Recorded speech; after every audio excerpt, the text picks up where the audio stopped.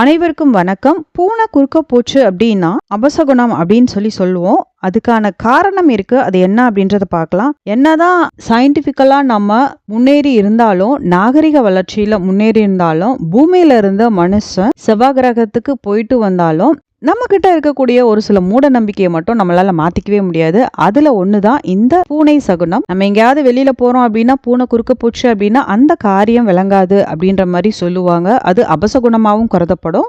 உடனே நம்ம வெளியில போறதை ஸ்டாப் பண்ணிட்டு வீட்டுக்கு வந்து தண்ணி குடிச்சிட்டு கொஞ்ச நேரம் உட்காந்து ரெஸ்ட் எடுத்துட்டு அதுக்கப்புறம் தான் அந்த வேலையை கண்டினியூ பண்ணுவோம். பூனை சகுனத்துல இருக்கிற ரகசியத்தை நீங்க தெரிஞ்சுக்கணுமா? நம்ம சேனலை மறக்காம சப்ஸ்கிரைப் பண்ணிட்டு வீடியோவை ஃபுல்லா பாருங்க. அந்த காலத்துல தெருவிளக்கு கிடையாது. ஒரு ஊர்ல இருந்து இன்னொரு ஊருக்கு போகணும் அப்படின்னா மாட்டு வண்டியிலையோ அப்படி இல்லைன்னா குதிரை வண்டியிலையோ தான் பயணம் செய்வாங்க. ரொம்ப தூரம் பயணமா இருந்துச்சு அப்படின்னா கட்டாயம் இரவு நேர பயணம் அப்படின்றது இருக்கும்.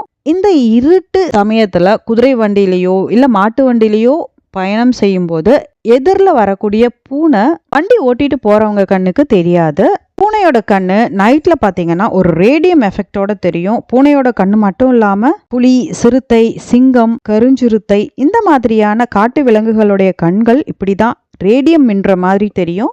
அந்த கண்ணை பார்த்து வண்டியில பூட்டி வச்சிருக்க மாடோ அப்படி இல்லைன்னா குதிரையோ பயந்து மிரண்டுடக்கூடாது அப்படின்னு சொல்லி வண்டியை ஓட்டுறவங்க கொஞ்ச நேரம் வண்டியை ஓரமா நிறுத்திட்டு குதிரைக்கும் மாட்டுக்கும் தண்ணி காமிச்சிட்டு கொஞ்ச நேரம் ரெஸ்ட் எடுத்துட்டு அதுக்கப்புறம் போவாங்களாம். அதே மாதிரி குதிரையை ஓட்டுறவங்களும் தண்ணி குடிச்சிட்டு ரெஸ்ட் எடுத்துட்டு அதுக்கப்புறம் பயணத்தை தொடர்வாங்களாம். இந்த பழக்கம் காலப்போக்கில் மாறி பூனை குறுக்க வந்துச்சு அப்படின்னா அபசகுணம் அப்படின்னு சொல்லி தண்ணி குடிச்சிட்டு ரெஸ்ட் எடுத்துட்டு போகணும் அப்படின்ற மாதிரி மூட நம்பிக்கையா அது மாறிடுச்சு அப்படின்னு சொல்றாங்க.